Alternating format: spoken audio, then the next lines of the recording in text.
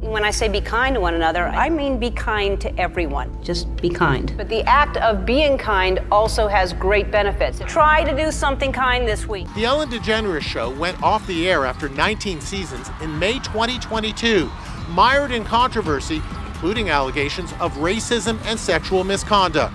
Ellen addressed the allegations back in 2020. And if I've ever let someone down, if I've ever hurt their feelings, I am so sorry for that. I felt it was not a family, it was an atmosphere of fear.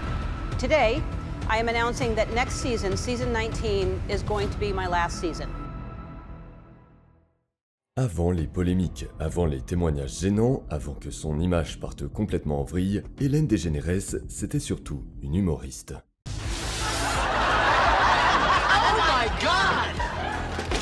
What'd you do that for? I can't believe you'd want to watch this. She's our friend. That's disgusting. Wait a minute, where'd you get this tape anyway? I don't know, by the TV, from that box. That's Anita's box. Apparently. What else is in that box? Sa carrière commence à la fin des années 1970, et c'est surtout au début des années 1980 qu'elle commence à se faire un nom dans le stand-up. Au début, elle fait comme tout le monde, les petites scènes, les comédie clubs, les salles où parfois le public est plus intéressé par son verre que par la personne sur scène. Sing along your tape. Yeah, it's not a tape. Well, they're good. Yeah. Yeah. Yeah. Listen, God, there are certain things on this earth I just don't understand why they're here. No, not Charo. No, I didn't mean.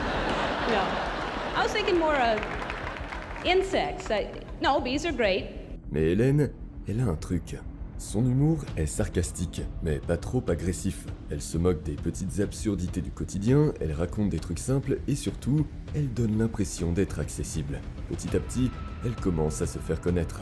Les petites scènes deviennent plus grandes, jusqu'au moment où, en 1986, elle passe dans l'émission The Tonight Show avec Johnny Carson. That whole fitness thing runs in my family, though, I think. That my grandmother started walking 5 miles a day when she was 60. She's 97 today, and we don't know where the hell she is.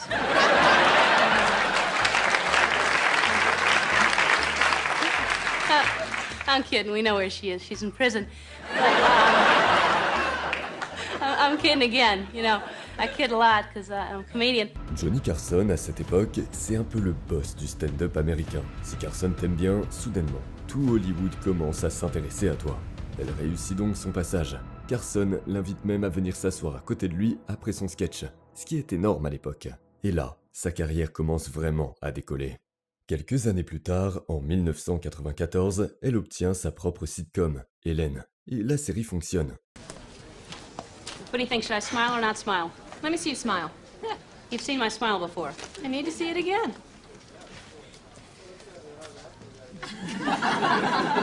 Don't smile. Jeez. No, it's just that everybody's driver's license picture is horrible, and if you're going to look horrible anyway, you don't want to be standing there smiling like an idiot. Good point. I'll go with a serious look. Entre 1994 et 1998, elle devient connue du grand public.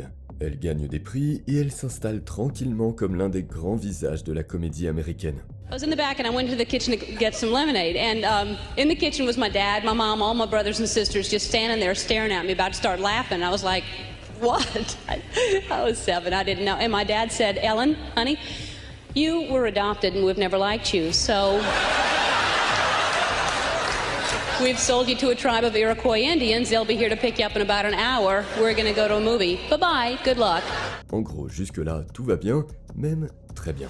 Nous sommes le 8 septembre 2003, elle lance l'émission The Ellen DeGeneres Show. Well, thank you. It's September 8th. This is our very, very first show, and you are my very first audience. Et là, elle ne crée pas juste un talk show, elle crée carrément un personnage public. Dans son émission, Ellen danse avec le public, fait venir des célébrités, distribue des cadeaux, donne de l'argent, offre des voitures, aide des familles, soutient des associations. Grâce à son émission, Ellen a aussi permis à énormément de personnes de recevoir une aide qu'elle n'aurait probablement jamais eue. Par exemple, en 2017, elle invite toute la classe de terminale de la Summit Academy Charter School de Brooklyn sur son plateau. Les élèves pensent venir simplement raconter leur histoire.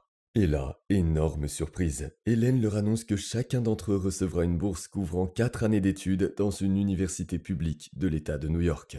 We've never done anything this big before. We reached out to the people at Walmart, and they want to give each one of you a 4-year scholarship.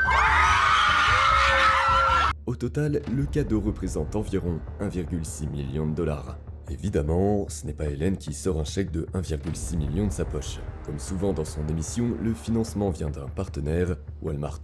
Ellen utilisait sa notoriété pour convaincre de grandes entreprises de financer des gestes spectaculaires. Les bénéficiaires étaient réellement aidés et les entreprises, elles, bénéficiaient d'une publicité extrêmement positive devant des millions de téléspectateurs. Tout est construit autour du positif, de la générosité et de la gentillesse. Même sa phrase de fin, « Be kind to one another », rappelle au public d'être gentil avec les autres. When I say be kind to one another, I mean be kind to everyone. Just be kind. But the act of being kind also has great benefits. Try to do something kind this week. Donc forcément, au fil des années 2000 et 2010, dans la tête des gens, Ellen n'est plus seulement une présentatrice. Elle devient la gentille dame de la télévision américaine. La célébrité sympa, la patronne cool, la personne qui fait des surprises aux gens et qui rend leur journée meilleure. Et ça marche parfaitement. Son émission devient énorme. Les stars veulent tout y passer, le public l'adore, les récompenses s'accumulent et Ellen devient l'une des personnalités les plus puissantes de la télévision américaine.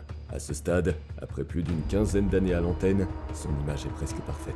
Et puis, il y a des petits trucs bizarres qui commencent à sortir. We were told from the very beginning, don't talk to Ellen, don't do this, you can't, go into her office. It was very nerve-wracking, very stressful. We all walked on eggshells all the time. Au début, ce sont des anciens collaborateurs qui racontent qu'Ellen n'est pas du tout la même personne une fois les caméras éteintes. Le problème, c'est qu'à ce moment-là, personne ne les écoute vraiment. Parce que, franchement, qui tu crois ? 2 ou 3 anciens employés anonymes ou la femme qui offre des voitures à des inconnus tous les après-midi à la télé ? Le choix est vite fait. Il y a aussi un épisode qui fait un peu grincer des dents, la grève des scénaristes de 2007. For the $2 that they pay to watch The Office on iTunes, the writer currently gets nothing. To us, that makes no sense. We understand that the studios take all the risks, put out all the money, and are absolutely entitled to the lion's share of the profits. We just want to be treated fairly. À l'époque, Hollywood est à l'arrêt. Les scénaristes manifestent et réclament de meilleures conditions de travail et énormément d'émissions suspendent leur production. Par exemple, Conan O'Brien soutient publiquement les scénaristes en grève. Son émission s'arrête plusieurs semaines et lorsqu'elle reprend, il explique régulièrement à l'antenne pourquoi les scénaristes se battent et pourquoi il les soutient. We are back now, but sadly, we do not have our writers with us. I want to make this clear. I support their cause. These are very talented, very creative people who work extremely hard. I believe what they're asking for is fair. Ellen, elle, fait un choix différent. Après avoir respecté un seul jour de grève, elle reprend rapidement son émission. Elle retire son monologue au début, mais le reste du programme continue quasiment normalement. Résultat, le syndicat des scénaristes l'accuse de ne pas être suffisamment solidaire et de continuer à effectuer du travail de scénariste. À l'époque, cette histoire fait déjà grincer quelques dents. Ce n'est pas encore un énorme scandale, mais avec tout ce qui sera révélé des années plus tard, beaucoup vont revoir cet épisode d'un tout autre œil. Mais avec le recul, certains commencent à se dire que l'image publique d'Ellen et la réalité en coulisses ne sont peut-être pas parfaitement alignées. Et plus les années passent, plus les témoignages s'accumulent. D'anciens employés décrivent une ambiance où tout le monde marche sur des œufs. Selon plusieurs d'entre eux, il était fortement déconseillé, voire carrément interdit, d'adresser directement la parole à Ellen. We were told from the very beginning, don't talk to Ellen, don't do this, you can't, go into her office. It was very nerve-wracking, very stressful. We all walked on eggshells all the time. Muscat says, despite Ellen's Queen of Nice reputation, it became clear early on that it would not be a pleasant place to work. One incident with executive producer Ed Glavin left her shaken. We were in our production meetings and she would watch Ed go off on people. Ellen would look at Ed and she would laugh because I was hoping she was going to say, Ed, you can't be yelling at crew this way. You can't be yelling at people this way. She laughed and she said, every production needs their dog.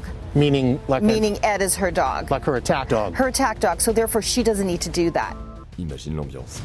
Tu bosses tous les jours pour quelqu'un, mais tu ne peux même pas lui dire bonjour. Plusieurs anciens membres de l'équipe parlent aussi d'un climat de peur. Les personnes disent avoir été sanctionnées après avoir pris un congé maladie ou un congé pour raison personnelle. D'autres évoquent du favoritisme, des remarques racistes et la sensation qu'il valait mieux se taire. que signaler un problème. Essence of the special really was totally a lie. Hedda Muscat says Ellen's special hits all the wrong notes. I felt Ellen was not taking responsibility at all. She was sugarcoating it. The Ellen DeGeneres Show went off the air after 19 seasons in May 2022, mired in controversy, including allegations of racism and sexual misconduct. Encore une fois, à ce moment-là, tout ça reste surtout des rumeurs et des témoignages isolés. Le grand public, lui, continue de voir la Hélène qui danse, qui rigole et qui distribue des cadeaux. Mais le décalage entre ce qui se passe devant les caméras et ce qui est raconté derrière devient de plus en plus difficile à ignorer. Et bientôt, il suffira d'une seule étincelle pour que tout explose. Et c'est là qu'il se passe un truc assez fascinant. Nous sommes en mars 2020. Au départ, ce n'est même pas une enquête, c'est un tweet. Un humoriste et producteur américain, Kevin T. Porter, publie un message qui va faire énormément de bruit. En gros, il écrit « Hélène parle tout le temps de gentillesse. Pourtant, elle a la réputation d'être l'une des personnes les plus méchantes d'Hollywood. Racontez-moi les histoires les plus folles que vous avez entendues sur elle, et pour chaque réponse, je donnerai $2 à une banque alimentaire. » Et Internet s'emballe. En quelques heures, des milliers de personnes répondent. Mais pour la première fois, on a l'impression qu'un sujet qui circulait discrètement depuis des années devient complètement public. Le tweet est partagé partout, des médias commencent à s'y intéresser, et quelques mois plus tard, BuzzFeed publie les témoignages d'anciens employés qui vont véritablement faire exploser l'affaire. Were you surprised by the sheer number of responses that you got? I actually was surprised by that, and especially the variety of different kinds of story that perpetuated all those rumors and kind of hearsay about like, oh, Ellen is not quite as nice as she seems and she would appear. This audience member on The Ellen Show is now revealing how she went from thrilled to getting really upset. You just expect a lot when you go to meet like your idol, and then when you get disappointed, it's like such a letdown. In 2018, Dana DiMatteo flew from Chicago to Los Angeles and was delighted to be picked out of the audience to have some fun with Ellen. But then she says she was shocked when she was briefed on the comedy bit by the producers. They tell you, you know, you can't be smarter, funnier than Ellen. She's the comedian and the star, not you. Ellen's motto is be kind. Be kind to one another. But Dana says Ellen was actually the opposite on the day she visited. How does the Ellen we see on TV compare to the Ellen you saw when the cameras stopped rolling? Totally different.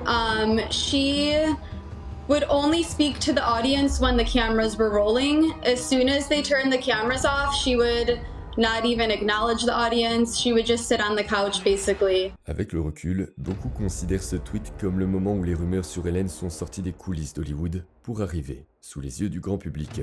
Les gens remontent 10, 15 ans en arrière, ils ressortent d'anciens passages de l'émission. Des séquences qui, à l'époque, avaient été présentées comme des moments drôles, mais qui, avec le contexte, deviennent franchement gênantes. La plus connue, c'est sûrement celle avec Mariah Carey. Nous sommes en 2008. Des rumeurs circulent selon lesquelles Mariah Carey est enceinte. Hélène la reçoit dans son émission et lui pose la question. Mariah esquive. Elle dit à Hélène clairement qu'elle ne veut pas en parler.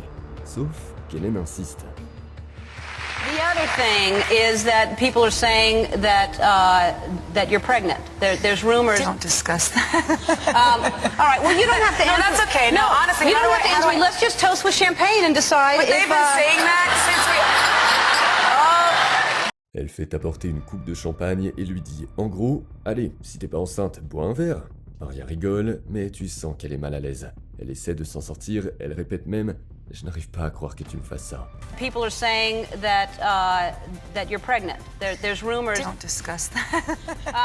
All right. Well, you don't have to. No, answer. that's okay. No, honestly, you how don't do have I- to how answer do me. I- Let's just toast with champagne. Go ahead. Okay, cheers. Yeah, cheers. It's too early for me. I only drink it after 3 p.m. Yeah.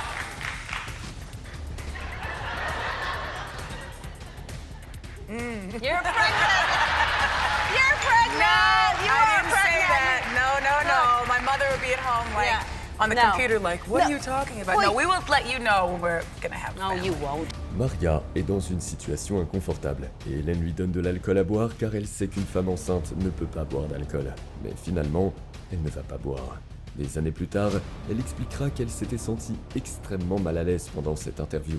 I have my own dog. Actually, she's pregnant. I have 2 dogs, both Well, her Jack master Russells. isn't. Her master, well, let me take some of the vodka next to me. Why aren't you answering? Ellen did that to me and tried to put me on the spot All right. with some alcohol. Okay. Real alcohol. I'm not trying to put you on the spot. Elle n'était pas prête à annoncer une grossesse, notamment parce qu'elle avait déjà vécu une fausse couche auparavant. Quelques semaines après cette émission, elle fera malheureusement une nouvelle fausse couche. Du coup, ce qui passait pour une blague à la télé prend soudain une toute autre dimension. Et ce n'est pas la seule séquence qui refait surface. Une séquence diffusée en décembre 2015 va involontairement montrer comment le système autour des cadeaux, des dons, fonctionnait.